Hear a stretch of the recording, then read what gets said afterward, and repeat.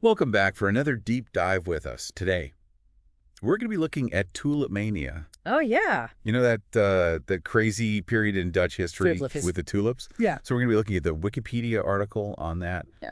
And we'll be discussing what happened, why people still talk about it, and maybe what lessons it holds for us today.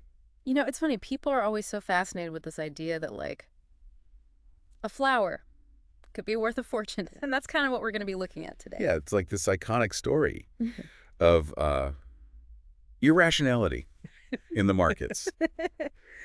So to start with, to understand how we got there, we have to look at the context. Right. So we're talking about the Netherlands in the 1600s.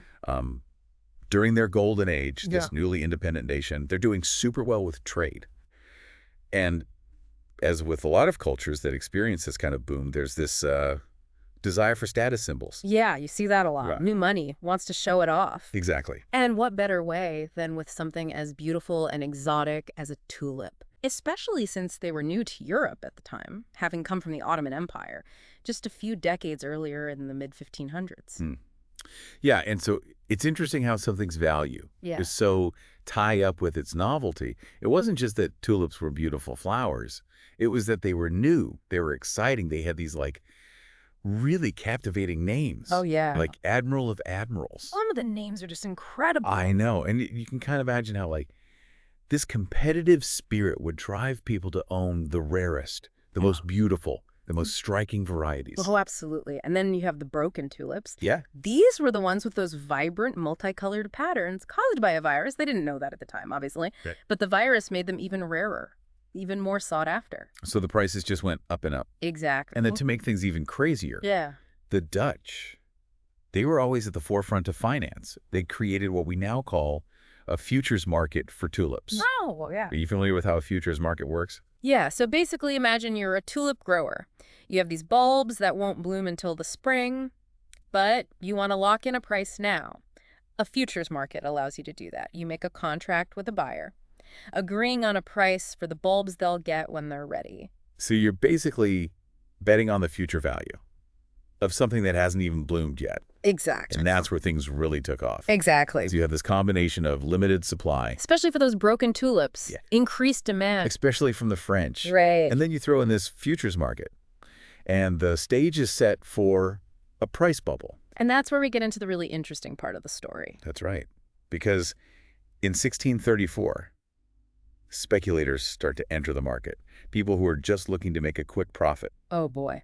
And from there, things really start to spiral out of control. Yeah. But we'll have to save that for part 2, so stay tuned to hear what happens next in this deep dive. Into Tulip Mania. So we left off with those speculators entering the market and things. They really started to get crazy. There are all these stories of people selling like everything. Their homes, their land, even their life savings, just to get their hands on a few tulip bulbs. It sounds like something out of a movie or something, It really does. like flowers being more valuable than gold. And for a while, it really was like that. People were just completely swept up in the frenzy. And there's this really famous book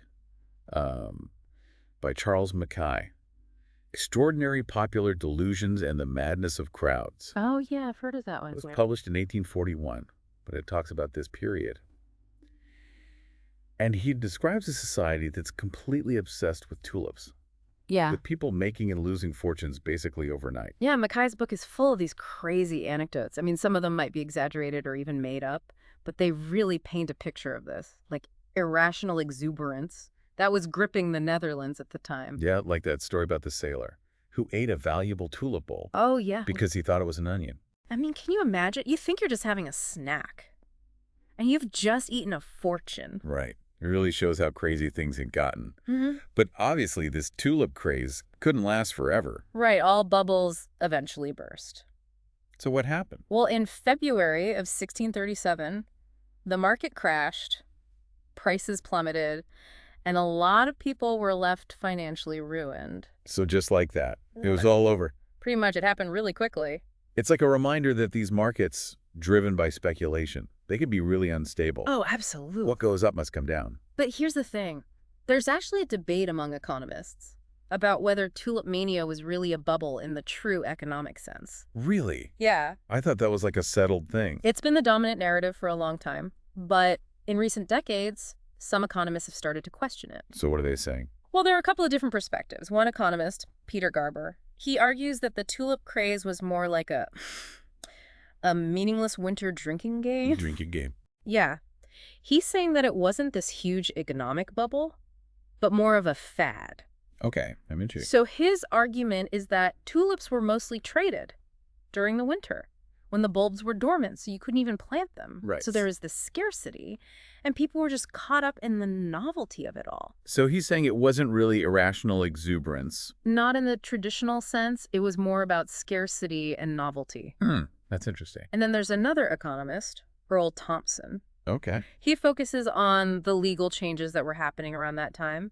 The Dutch Parliament was considering a decree that would have basically turned tulip contracts into options contracts. So what does that mean? Well, with an options contract, you have the option to buy something at a certain price, but you're not obligated to. So if the price goes down, you can just back out. Exactly. And Thompson thinks this is important because... Well, he argues that savvy investors, they knew about this potential decree, and they started speculating on the changing legal framework. instead of the actual value of the tulip. Right. So in his view, the price spike wasn't just irrationality. It was a calculated response to these market conditions.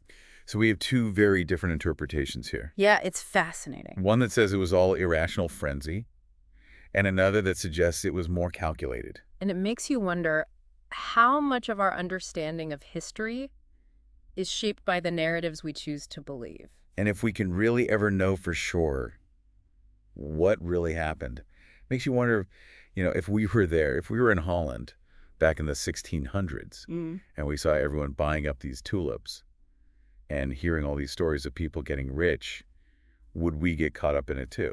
I mean, it's hard to say. Yeah. But I think it's definitely possible. When you see everyone around you making money, it's easy to get swept up in the excitement. Right, like FOMO. Exactly. Fear of missing out. And even today, we see similar things happening. Yeah, like with those meme stocks a few years ago, or cryptocurrency. People get caught up in the hype, and they don't always think rationally. It's like that saying, history doesn't repeat itself, but it often rhymes. It really does. So I guess the takeaway here is that even if Tulip Mania wasn't exactly a bubble, it still serves as a warning. Oh, definitely. It shows how easily people can get caught up in speculation and how dangerous that can be. And how important it is to be aware of those psychological factors that can drive market behavior. Absolutely. Because at the end of the day, markets are made up of people. Right. And people are not always rational. Well said. So I think that's a good place to wrap things up. Another deep dive complete. Always a pleasure. It's been fascinating to explore this topic and to think about what it means for us today. So thank you for joining us on this journey through the world of Tulip Mania. And who knows, maybe next time you see a tulip, you'll think twice about its price tag. And the history behind it. Thanks again for listening.